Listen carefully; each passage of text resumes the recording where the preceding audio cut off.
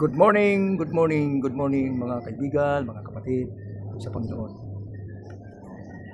Purihin ng Diyos. Ako ay nagpapasalamat sa Kanya dahil ito po ay bali apat na buwan na po ako nabubuhay sa mundong ito. Kasi ako po ay naoperahan ng colon cancer stage 4 noong February 20, 2025. February 20, 2025 sa Chinese General Hospital. At lahat po ng mga ang babait po lang mga doktor doon, lalo na po si Dr. Dabo na siyang nag-opera sa akin. Talagang ako ay sa guide ng Panginoon, sa tinulungan. At kasi yung ibang mga doktor na tinanong ko ay sabi, kailangan daw ilabas yung bituka ko at doon na daw ako magdudumi o lahat ay panghabang buhay na daw. Sabi ko ayaw ko yun. Kaya ako nagpalipat doon po sa Chinese General Hospital. At napakabuti po ng Panginoon dahil hindi po nangyari yung ganung bagay na ilabas nila yung bituka ko, kundi idinugtong po ni Dr. Dabo yung bituka ko doon sa kapag. At purihin na Panginoon dahil ito po ay pang-apat na buwan ko na. So, ako po ngayon ay nakikipaglaban pa rin. Marami pong pagkain ng bawal. Marami pong mga inumin na hindi po pwedeng inumin.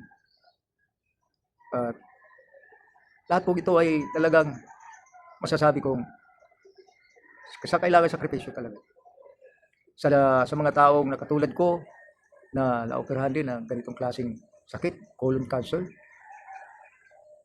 wag po kayong mangamba, wag po kayong panghinaan ng loob. Higit sa lahat, manalig po tayo sa Panginoon.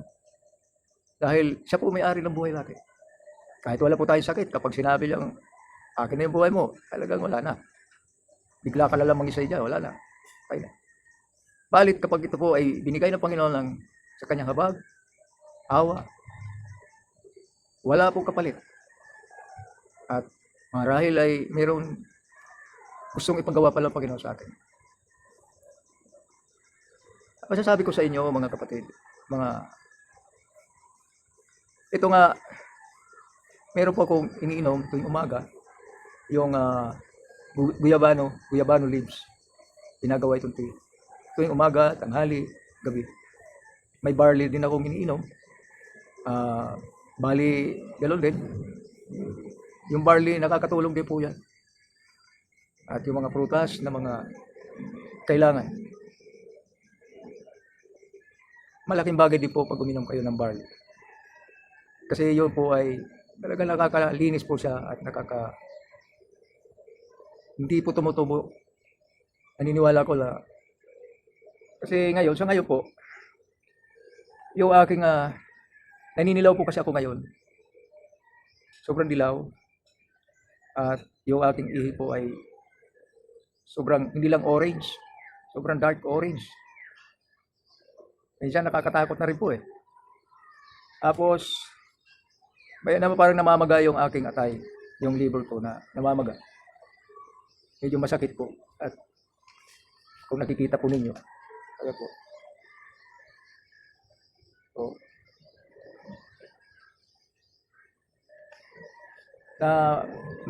namamaga siya. Nagpa-ultrasound po ako ng nakaraang araw.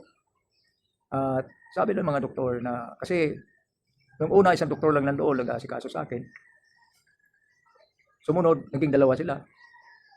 Sunod, naging 3. Sumunod, naging 4 na sila. At pumunta na rin yung pinaka-head nila na doktor.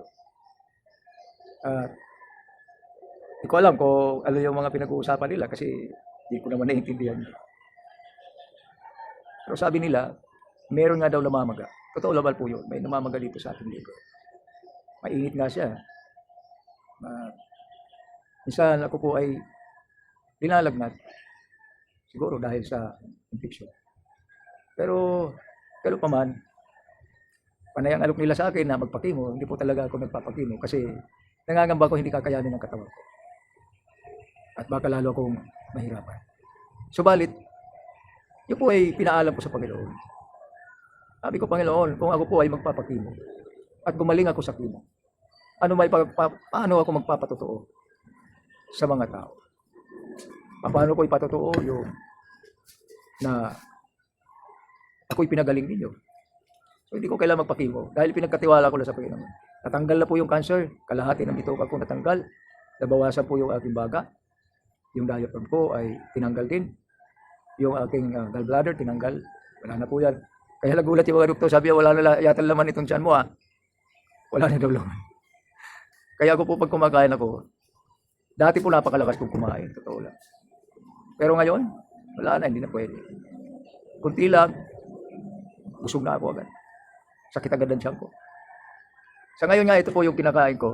Mapapansin niyo po. Ayan.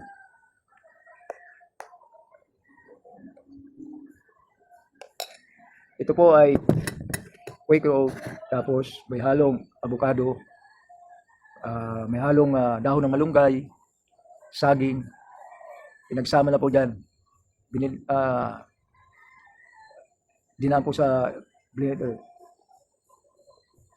Meron pa po kong itlog na kinakain ngayon. Ito po ay ano ba tawag dito?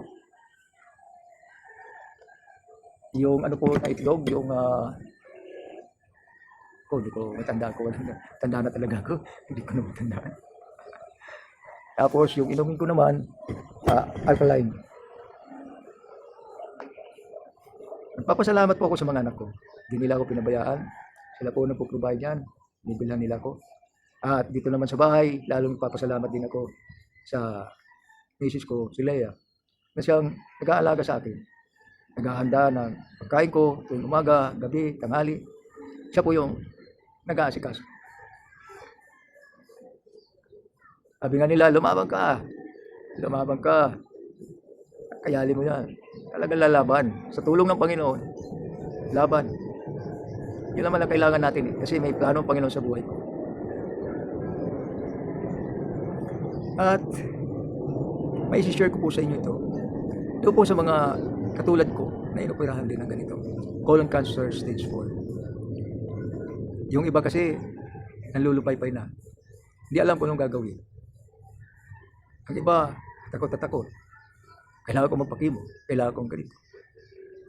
Dami po kailangan sa kimo. Number 1, mahal po magpakimo. Pangalawa, masakit po yata yan. Takot po na ako sa karayom kasi nung pagkupuhahin ko yan talaga yung dalawang braso ko ay sobrang maga. Tusok dito, tusok doon. Walang katigil-tigil sa katutusok. Kuha ng dugo. Ay alam nyo naman po, pag kinukuha tayo ng dugo, malaking karayom po yung ginagamit. Pumipikit na lang po ako. So, ito pa nga po lang kakatuwa. Kasi nung pagkatapos ng operasyon, at totoo niyan, bago po ako nagising, nakita ko yung sarili ko, nandun po ako sa loob ng isang liwanag. At yung liwanag na yun, mayroong portion na parang araw siya. Kumikislap, kumikinang siya. Pinapasunod ako. Naghanap ako ng may makita man lang ako pintuan, na gusto kong lumabas. Yun po yung aking hinahanap. Tapos dinadala ko, hindi naman po nagsasalita yung liwanag. Pero yung kanyang, ayon sa kanyang description na pinapakita sa akin, kailangan ko sumunod. So, ginawa ko, sumusunod ako. Napagod na po ako long time na yon. Sabi ko, parang kinakapos na paghinga ko.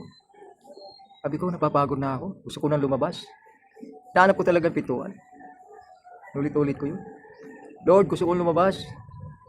Sabi ko gano'n. Kailangan ko makalabas dito. Ngayon, bigla may narinig akong may nagsalita. Sabi niya, okay na to, pwede na to. Pagkarinig ko na yun, biglang humawi po yung liwanag sa harapan ko. Nagkaroon po siya ng pintuan. At doon po ako lumabas. Paglabas ko po, ibig sabihin na nagising ako. At nakita ko yung mga doktor, abalang-abala sa akin. Meron pa pong nakalagay dito sa dibdib kong daming aparato.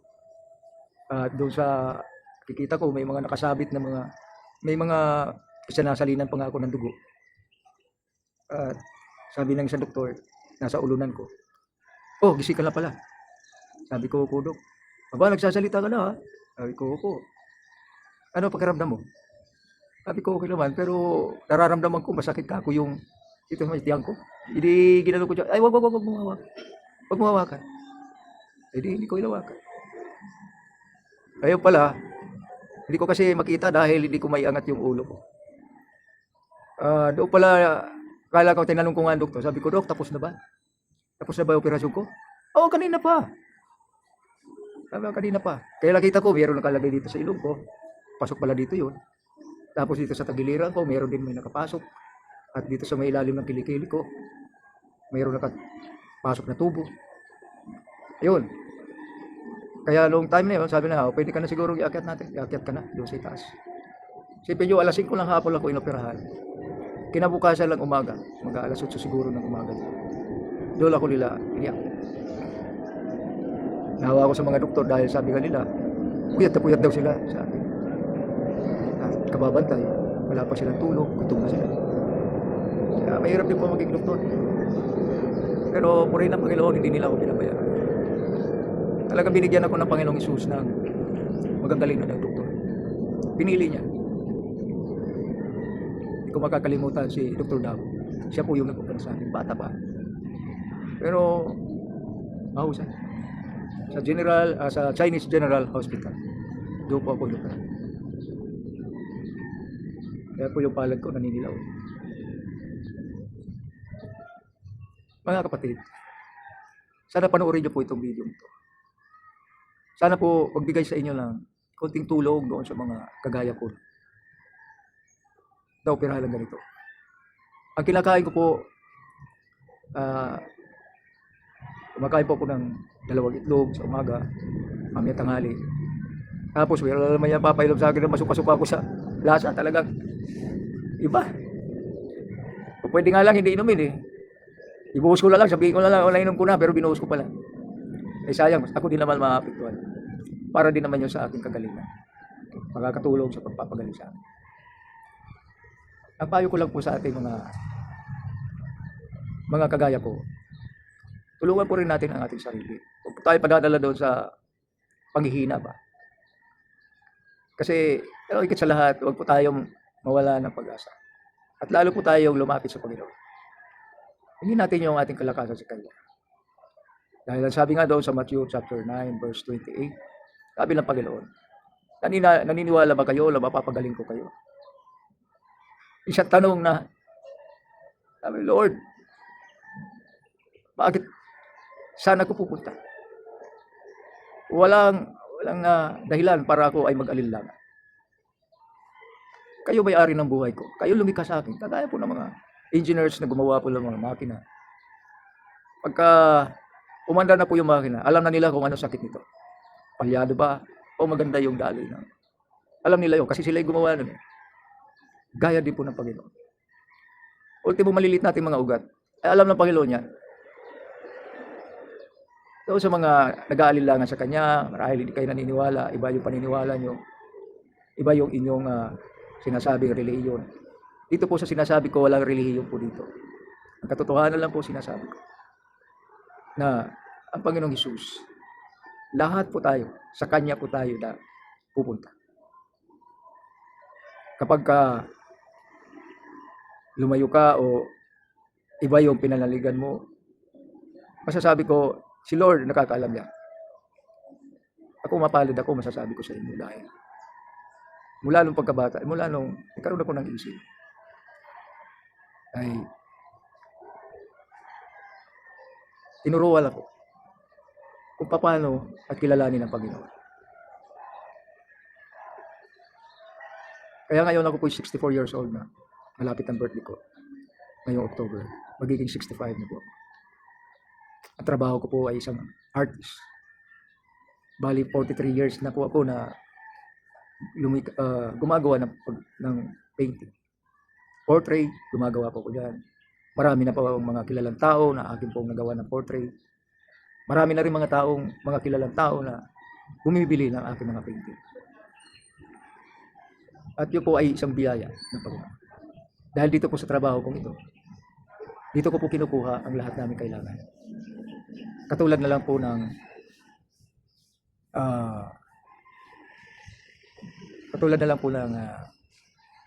kain, pambayad sa bahay. Binabayaran po namin sa bahay 6,000 buwan-buwan. At yung kuryente namin umaabot po ng 7,000 kasi may aircon. At yung wifi namin 2,000. Tubig, mahal ang tubig dito. Mali 500 plus. Kasi laging tumatagas yung kanilang tangke. Kami nalalagot. So mahirap din po. Mahirap din po magano. Dapat nga po nakabili na ako ng bahay at lupa.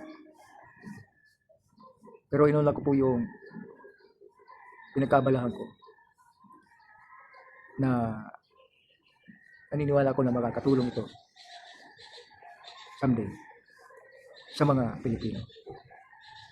Hindi ko lang po masabi sa inyo kasi masyadong confidential po ito. Pero naniniwala ko na makakatulong po sa inyo naman. Makakatulong to sa bansa natin. Ngayon po ay panoorin niyo po ha yung aking video. Mag-subscribe po kayo. Kasi matagal po akong nahinto. Nahinto po ako nung pandemic dahil nasira po yung cellphone kong ginagamit. Nasira po siya. So doon na-stop po lahat yung aking mga pagbablog. Ang aking pong channel ay Artlits Vlog. Artlits Vlog. Channel ko po. Sana po huwag niyo pong kalimutan. Hanapin niyo po yung Artlits. Nilagay ko yung Litz dahil yun ang aking umpisa ng pangalan ko, Litz. Kaya Z, ilinagay ko lang parang kunyari ano. So, mga kapatid, sana po ay nakapagbigay ako sa inyo ng isang mensahe lang na maaaring makatulong sa inyo. Huwag po tayo magpabaya sa sarili natin. Higit sa lahat, kapag tayo po ay kumikita ng malaki, pasalamatan po natin sa Panginoon. Huwag po tayo magbabago. Huwag po nating pagdamot. Dahil po yung pera madali pong kitain yung buhay po, ay minsan lang yan. Hindi mo lang yan mababayaran. Hindi mo na yan pwedeng bilhin. Ang pera, habang tayo nabubuhay, kikita tayo ng pera. Lalo tayong pagpapalain ng Panginoon. Kapag tayo po ay magtiwala sa Kanya at huwag tayo padadaig sa pera. Hindi naman po masama ang mag-ipon. Hindi po masama yan. Lahat ng tao gusto rin naman mag-ipon. Kasi kung wawaldasin mo lang ng wawaldasin ng walang kwenta, ayun po ay hindi maganda. Yung future ng mga bata, pwede naman natin pagandaan. Pero higit sa lahat, yung ating buhay. Kaya mga kapatid, mga kaibigan, hanggang dito na lang po ko. Sana po, panoorin niyo po itong vlog ko. Mag-subscribe po kayo. Kasi marami po akong mga gagawin pang mga pag-vlog ngayon, tulad po mamaya, or basta magagawa po ko lang isang painting kung papakita ko sa inyo kung paano ako mag-layout, paano ako gumawa ng magsimula ng pag-layout. Yun po yung aking sana po antabayanan niyo po yun. Pumunta po kayo sa Artlits Vlog. Ko po ay nakikiusap. Mag-subscribe po kayo. Isang subscribe ninyo, malaking tulong po yun para sa akin. Panunod ninyo, malaking tulong po yun sa akin. Makakatulong po yun para sa mga kailanganin ko pa. Dahil sabi nga ng doktor, kailangan ko daw po mag-PET scan. Napakamahal po ang PET scan ngayon. Mabot po siya ng 69,000. Kailangan makita nila yung loob ng tiyan ko kung ano yung problema. So, yun po yung kailangan. Kailangan ko ng malaking halaga. Kaya nakikiusap po sa inyo, mag-subscribe po kayo. Maraming salamat po sa inyo mga kaibigan, mga kapatid. Nandito na lang po ako.